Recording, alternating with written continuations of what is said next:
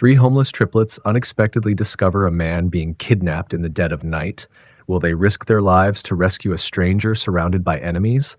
But the shocking truth is, the man turns out to be their biological father. Family secrets, dark conspiracies, and a fight for survival begin here. This story will keep you glued to the screen because sometimes the deepest pain and betrayal hide right at the heart of family. The sound of the car engine faded into the night. The abandoned warehouse returned to its usual eerie silence, but three small shadows had just slipped through the rusted door. Hurry.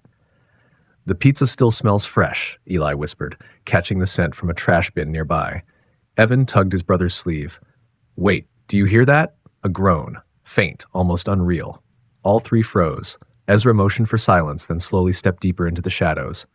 The flickering beam of a phone flashlight landed on a sight that made them all hold their breath. A middle-aged man, hands tied, mouth taped shut, lying on the cold cement floor. His shirt was torn. A dried blood stain marked his forehead. Holy crap, he's real, Evan muttered. Footsteps! Ezra hissed. They're coming back! No time to think. Eli grabbed a metal rod and motioned to his younger brothers. Untie him. I'll stand guard. Evan hesitated. What if he's a criminal? We live on the streets and still know who's bad news. He's not, Ezra said firmly. Using a piece of broken glass, they cut through the ropes. The man jolted up in panic, gasping for air. Follow us. Quick. They pulled him through the back door, weaving into the woods behind the warehouse. Footsteps closed in fast. A bullet ripped through the air, slamming into a tree trunk near Evan. Run! All four bolted into the freezing rain, hearts pounding. When they finally reached an old shack miles away, they collapsed onto the damp ground. The man trembled, wide-eyed, staring at the three kids in front of him. His gaze froze on the necklace around Evan's neck. Where did you get that?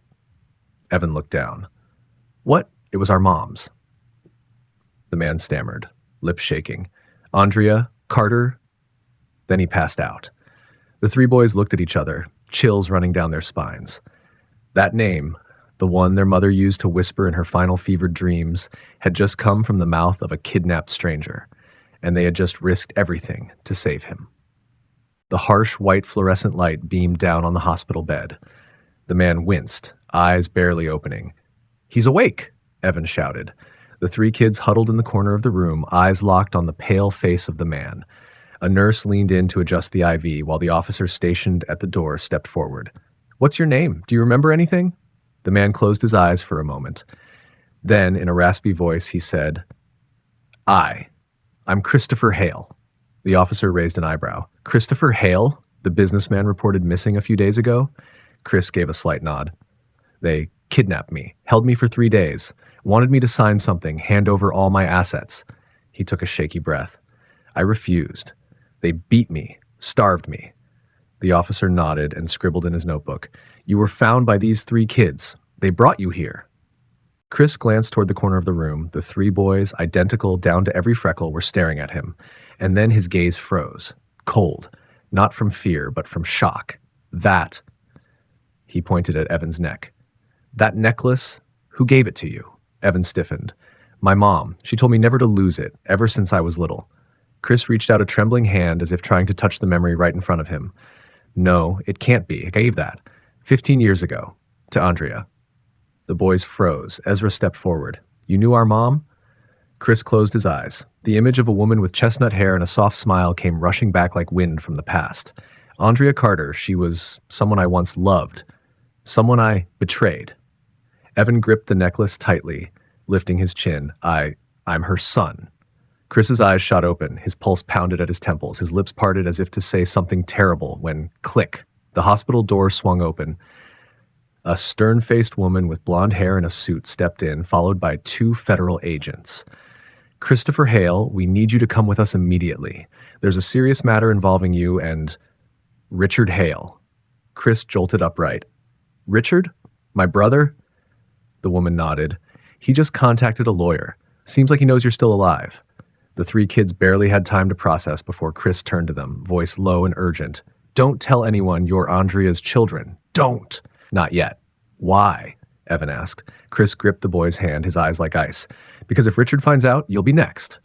Inside the FBI interrogation room, the lighting was dimmed. Christopher Hale sat across from Agent Monroe, gripping a paper cup of cold coffee. You said those 3 kids were wearing Andrea Carter's necklace? Chris nodded. Yes, I gave it to her for Christmas the year I turned 28. And you said she was your ex-girlfriend?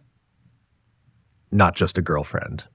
Chris looked up, his eyes drifting back to a distant past. I once thought I'd marry her. Monroe jotted something down. What happened? Chris let out a dry laugh, the kind only a man filled with regret could make. That year, Andrea was interning at my family's company. She was smart, fearless, but everything fell apart when she accused Richard, my younger brother, of sexual assault. Andrea had evidence, a statement. But He clenched the coffee cup, his eyes reddening. I didn't believe her, or rather I didn't want to. Believing her meant exposing my own family. I was afraid of losing everything, our name, our legacy, so I chose silence. And then, a week later, Andrea disappeared. I never saw her again. Monroe stared at him. Did you ever try to find her? Chris nodded. I hired private investigators for years, but she vanished like she'd evaporated from the world. Not a trace. A long silence fell between them. And now, Monroe said softly, 3 kids show up, wearing Andrea's necklace, identical, triplets. Chris nodded again, like a man standing at the edge of a cliff. Do you think they might be your children? Chris didn't answer right away. After a long pause, he finally whispered, I don't know. I heard rumors that Andrea was pregnant when she left, but I wasn't sure. Monroe slid a file across the table. You might want to see this. Chris opened it. Old, blurry photos, but unmistakable.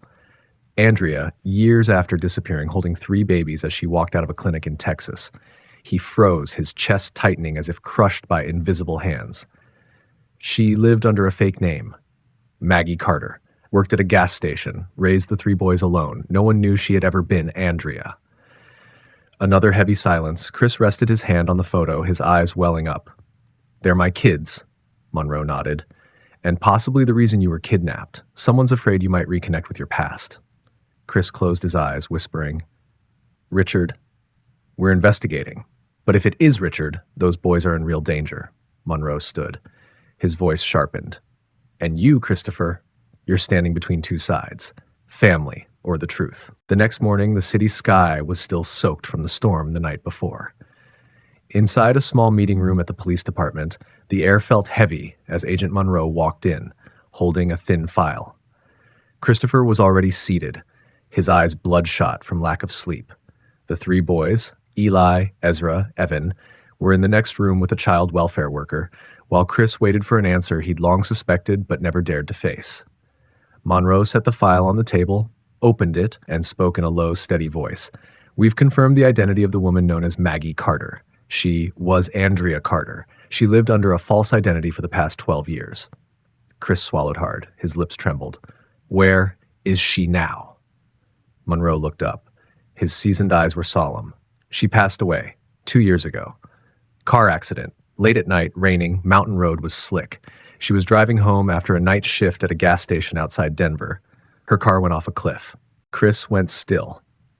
Monroe continued, his voice gentle, as if afraid to inflict more pain. We contacted the Colorado police. They confirmed the body and identity through dental records. The 3 children weren't in the car with her at the time. According to records, she'd left them with a neighbor that night because she was working a long shift. Chris collapsed into the chair, burying his head in his hands. He went quiet, then let out a hoarse breath. Not a cry, but the sound of someone who had just lost the last living thread to his past. She forgave me, he murmured, voice broken. She chose to raise them, even though I was never there. Monroe said nothing. He simply slid an old, worn envelope across the table. We found this among her belongings, an unsent letter, addressed to you, Christopher Hale. Chris opened it with trembling hands. The handwriting was familiar, neat, calm, just like the woman herself. If you're reading this, then maybe you've found your children. They don't need you to make amends. They need you to show up, do what's right, even if it's late, Andrea. Chris clutched the letter, tears falling silently onto its edge. Just then, the duty officer burst into the room, cutting through the heavy silence. We've got a situation. A man just showed up at the child welfare center. Claims he's the boy's uncle, demanding to take them. Chris shot to his feet. It's him. It's Richard. Monroe drew his gun. No one's taking those boys. Not while I'm here. Chris gave a faint nod, his eyes filled with grief just moments ago, now lit with something else: resolve. The fire of a father who had finally found a reason to fight. The small house where Andrea once lived sat at the end of a quiet alley on the outskirts of Denver. A gray wooden cottage with a weathered brown shingle roof, surrounded by a low fence and a large maple tree in the front yard. It still held the same stillness, as if time had stopped the day she died. Christopher stood at the door, holding the key the police had given him. He hesitated for a moment before fitting it into the lock and pushing the door open. Inside was her world, simple, tidy, and warm. Photos of the three boys as toddlers lined the walls, neatly arranged alongside a bookshelf and a few handcrafted items. Every corner whispered a part of a story he had never known. Chris walked to the last room at the end of the hall, clearly hers. On the wooden desk was a drawer slightly jammed. He had to tug to get it open. Inside was a silver tin box. When he lifted the lid, the first thing he saw was a stack of yellowed letters, each one marked, "Not sent." He gently pulled out the one on top. Andrea's handwriting appeared, clear and steady. "Chris, if you're reading this, then fate must have brought us together again in the strangest of ways. I never hated you. I was just heartbroken that you didn't have the courage to believe me. When I found out I was pregnant, I panicked. But then 3 tiny heartbeats pulled me back from the edge. I raised them alone, not because I wanted to run from you, but because I didn't want them hurt by your world, the world you let Richard control. Those 3 children are your flesh and blood, Chris. And even if they don't carry the Hale name, every drop of blood in their veins is a truth you have to face." Chris nearly collapsed. His throat tightened unbearably. His own children, his whole world turned upside down. The kids weren't adopted. They were his biological children, rejected by him before they even knew life. He flipped through more pages, short diary entries about Andrea's late-night shifts, nights when Evan was sick and clung to his mother, moments when Eli secretly placed a wild daisy on her pillow, and Ezra whispering, "I love you, Mom," whenever she cried in the kitchen. Chris read silently, as if reclaiming his soul from the ashes of memory. By the time he stepped out of the house, dusk had fallen. Streetlights flickered on. He looked up at the sky. Heavy-hearted, but with one clear resolve, he had to be the father the kids deserved. But when he returned to the welfare center, a thunderbolt struck. The 3 children had disappeared. 3 old fabric backpacks were found near the bus stop 2 blocks from the welfare center. Security staff said they saw the 3 identical boys walking north near dusk, but no one thought the kids intended to run away. After more than 2 hours searching the nearby area, he found the boys huddled behind a wall by an abandoned warehouse, the kind of place Andrea once used to shelter from the rain, according to her journal. "What the hell are you doing here?" Chris shouted, his voice trembling with worry. Eli stood up, gripping his backpack straps as if ready to run again. Ezra held Evan's hand tightly, as if protecting him. Evan stayed silent, staring at Chris without blinking. "We don't need you," Eli said firmly. "Who are you? Some stranger showing up out of nowhere, claiming to be our dad. Too late." Chris took a deep breath, trying to stay calm. "Dad didn't know. Your mom never told me. I didn't even know I had kids."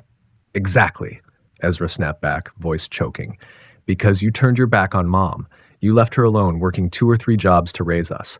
Left her to die with no one by her side." Chris went silent. The weight of guilt crashed over him like a tidal wave. "You have every right to be angry," he said slowly. "But I won't disappear anymore, whether you accept it or not." A long silence followed. The wind whispered through the rusty tin roof. Evan still said nothing, but his eyes softened. He pulled his hand from Ezra's and took a small step closer to Chris. Just one small step, but enough to tighten the man's chest. "Did Mom ever write you a letter?" Evan asked quietly. Chris nodded, eyes red. "She did, and she said, 'You 3 were the best thing she ever had.'" No one spoke again, but Evan's gaze grew gentle. He pulled up his backpack and said softly, "We should go back. It's cold." Eli frowned. "Evan, I'm just saying it's cold," Evan replied quietly without taking his eyes off Chris. Chris didn't smile, but inside him there was a thin thread of light, the first in a long time. A new beginning. As they returned to the center, new news awaited. The police had caught one of Chris's kidnappers, and his confession stunned everyone into silence. I was just following orders. His name is Richard Hale. The interrogation room light flicked on, cold and harsh. The man named Marcus, about 40 with a buzz cut and tattooed arms, sat opposite the detective, clearly annoyed. But when asked for the third time why he kidnapped Christopher Hale, he snapped, "I told you, I was just following orders. I got paid to intimidate the guy, not kill him." "Who hired you?" the detective asked again, the recorder still running. Marcus clicked his tongue, sneering. "Some old classy dude, fancy car, expensive suit. Said Hale was about to spill old family secrets and ruin their name. Told me to make sure he..." "Shut up," the detective pressed. "Name?" Marcus smirked. Richard Hale." The detective set down his pen, silent for a few seconds, then abruptly stood up. Across town, Chris stood in the hallway outside the welfare center's activity room, eyes fixed on the frosted glass. Inside, Eli and Ezra sat with a counselor. Only Evan was quietly scribbling something with a pencil, 3 figures holding hands in front of a house. Chris leaned his forehead against the wall, exhausted. He thought the worst was over, but when Lieutenant Bowers called, he could hardly believe his ears. Richard, his brother, the one who made Andrea leave. Now the mastermind behind his kidnapping. Chris went numb, his heart tightening in a nameless agony. But there was no time to drown in emotions, because just 15 minutes later, the welfare center lost power. A shadow climbed through the second-floor window. Marcus, recently released on a technicality. He was back. Not to scare anymore. This time, to kill. Chris heard shattering glass and screams from the activity room. He dashed in on instinct. Eli was struggling against the man twice his size. Evan stood in front of Ezra, hands trembling. Chris shouted, charging like a cornered beast. A powerful punch staggered Marcus, but the man pulled a knife from his sleeve. The tide turned, but just then, police sirens blared outside the gate. Marcus cursed and fled behind the building. Chris didn't chase him. He held the 3 kids tight, his body shaking from adrenaline. Evan looked at him again, but this time there was no anger, only a question. "Uncle Richard really wanted to kill you?" Chris squeezed the boy's shoulder. "Yes, because I was going to tell the truth." "So, are you scared?" Chris looked straight into his son's eyes. "Yes, but I'm more scared of one thing, losing you, forever." Chris sat motionless in the car, his hands gripping the steering wheel until they turned white. He was parked in front of the local newspaper office, about to give an exclusive interview, not just to reveal his kidnapping story, but to publicly accuse his own brother, Richard Hale. For 20 years, Chris had tried to believe that Richard was just a lost younger brother, that Andrea's accusations back then were just misunderstandings, that their family, after their parents' death, could still be healed. But no, it was Richard who hired the kidnappers, Richard who wanted him gone forever to bury his crimes. Chris took a deep breath. Evan's voice echoed in his mind. "Are you scared?" Yes, he was scared, but some things were worth facing that fear.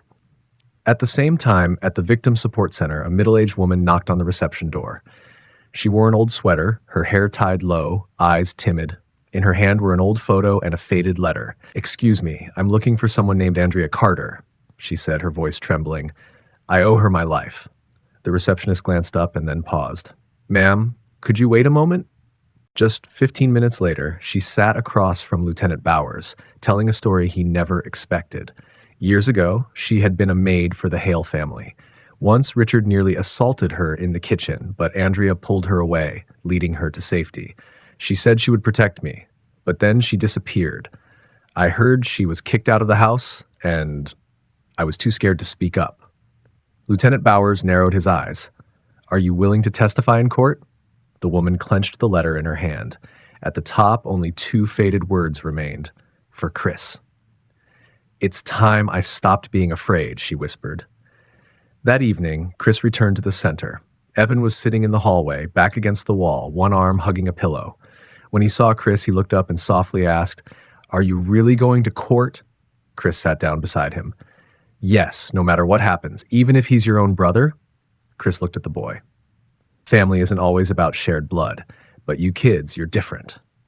Evan looked down, stayed silent for a moment, then nodded softly. For the first time, there was no distance in that look. Chris knew the legal battle ahead would be brutal, but he also knew he was no longer alone. The courtroom that morning was cold and so silent it felt suffocating. Richard Hale sat behind the defendant's bench, wearing an expensive suit but with a face as cold as ice. He glanced around, confident as if he were just attending a board meeting. Chris was different. He sat at the witness stand, hands slightly trembling, but his eyes steady and determined. The prosecutor began. "Mr. Christopher Hale, you confirm that you were kidnapped on May 14th, correct?" Chris nodded. "I was locked inside an abandoned building, tied up, gagged, no food, no water. The one who ordered my kidnapping was my own brother, Richard Hale." A murmur spread across the courtroom. Richard smirked, leaning back in his chair as if watching a dull play. "Why would he do that?" the prosecutor asked. Chris swallowed hard. "Because I was about to testify in a sexual assault case. The case involved a woman who once loved me and is the mother of my children, Andrea Carter." The name Andrea echoed like a soft bell, causing everyone to pause. Chris took a deep breath and recounted detail by detail that year when Andrea stood up to accuse Richard and he did not believe her. "I should have stood by her, but I chose silence. I was the first to betray her." The prosecutor nodded. "And do you have any evidence that Richard was the mastermind behind the kidnapping?" The courtroom door swung open. A slender woman entered, her gaze resolute. It was the old housekeeper, an unexpected witness. "He attacked me," she said, her voice trembling. "But Andrea saved me. She was the only one brave enough to stand up to Richard. And I believe, if I don't speak today, others will become victims." Several jurors lowered their heads. Richard twisted uncomfortably in his seat, his face no longer proud. He bowed his head, quietly clenching his fists, as if feeling fear for the first time in his life. When the judge declared Richard Hale guilty, the courtroom fell silent for a moment, then applause erupted from the back rows. Chris turned around. Eli and Ezra stood silently. Evan stepped forward, clutching something tightly in his hand. He looked up at Chris, eyes still stubborn, but for the first time without anger. Then, to everyone's shock, Evan gently took his hand. "Dad," he said, just one word. But to Chris, it was the fairest verdict he had ever received, the forgiveness of the children he had once lost. Autumn came earlier than usual in Colorado. Golden leaves blanketed the dirt road leading up to the small wooden house on the hillside. A gentle breeze carried the scent of fresh pine and the cheerful chirping of birds, as if welcoming something new. Eli, Ezra, and Evan stood by the gate, looking up at their new home. A house bought with the money Chris made from selling his company shares. A fresh start for all four of them. The red roof, a front porch filled with wildflowers, and a creaky oak swing waiting for the laughter of children. "No automatic doors, no smart security system, no glass elevator," Ezra muttered, but his eyes showed a rare relief. "There are chickens." Eli pointed toward the backyard where a few chickens were scratching in the sunlight. Evan, the quietest of the three, just stepped closer to the swing and touched the worn rope. Chris got out of the pickup truck, holding a pot of lavender. "Your mother once wrote in her journal, 'If one day I could raise my children somewhere peaceful, I want it to be a place with wind, flowers, and no one judging the past.'" He placed the pot on the porch and turned to look at the three kids. "This is that place." No one spoke right away, but the silence wasn't heavy anymore. It felt like a silent agreement. Inside the house, everything was still a mess. Cardboard boxes, family photos waiting to be hung, and the old piano Chris bought from a nearby church. On the table lay Andrea's letter, simply framed. "If you're reading this, then maybe you've found our children. I want nothing more than that. Please let them know. I never regretted. And if there's one thing I wish for, it's that you forgive yourself. Love again, Chris. Start over. Andrea."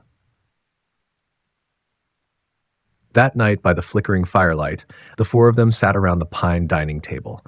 Their first meal wasn't fancy, just chicken soup, bread, and warm milk. But in their eyes was something they hadn't felt before: peace. Eli laughed for the first time in weeks. Ezra told a silly story that made Evan chuckle. Chris stayed quiet, watching the three of them, then pulled a small framed photo from his pocket and placed it on the table. The photo was a collage of three pictures. Andrea holding each newborn child the day they were born. The night breeze slipped through the crack in the door. Outside, the sunset cast long shadows, and Andrea's voice seemed to echo from memory. "Forgive. Love again. Family is worth fighting for." Chris nodded softly, then raised his glass of milk. To Andrea, to our new family.